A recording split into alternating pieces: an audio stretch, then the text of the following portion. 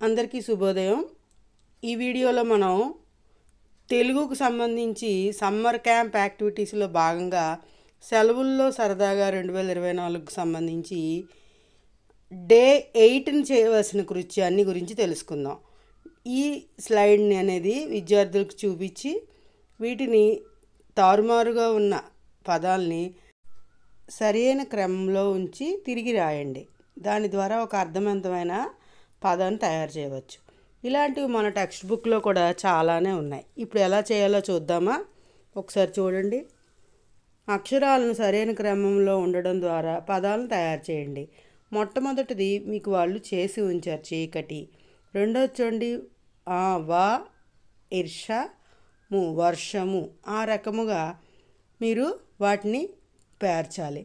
తర్వాత రెండో దాంట్లో మొదటి అక్షరం తీ తీసుకున్నాం, తర్వాత యా ఎస్, మిగిలిన అక్షరాన్ని నీని కానీ చేర్చినట్లయితే ఒక అర్థవంతమైన పదము తీయని తయారైంది. ఈ రకంగా మీరు మరికొన్ని ఇక్కడ ఉన్నాయి కదా, వాటిని మీరు చేయాలి.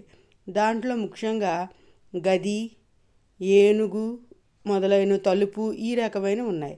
వాటిని మీరు సరిగ్గా వరుస క్రమంలో పేర్చండి.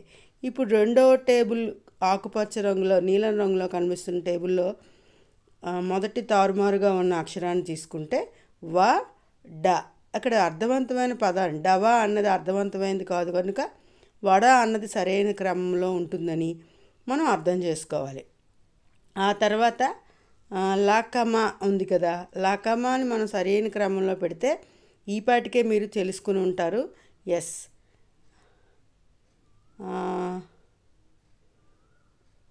కమల అనేది కరెక్ట్ కదా. కమల అనే పదాన్ని కరెక్ట్గా చేర్చడం ద్వారా ఈ రెండవది కూడా పూర్తయింది. ఆ రకంగా ఇక్కడ మరికొన్ని 4 ఉన్నాయి. వాటిని మీరు వరుస క్రమంలో అర్థవంతమైన పదాన్ని తయారు చేయండి. మూడోది మీకు చెప్పదలుచుకున్నాను, కనకం, కనకం. ఈ రకంగా 4, 5, 6 మీరు చేసి కామెంట్ బాక్స్లో పెట్టండి. ఓకేనా? మీకు ఈ వీడియో నచ్చితే లైక్ బటన్ ప్రెస్ చేయండి. అలా నా ఛానల్ సబ్స్క్రైబ్ చేసుకోండి. బాయ్.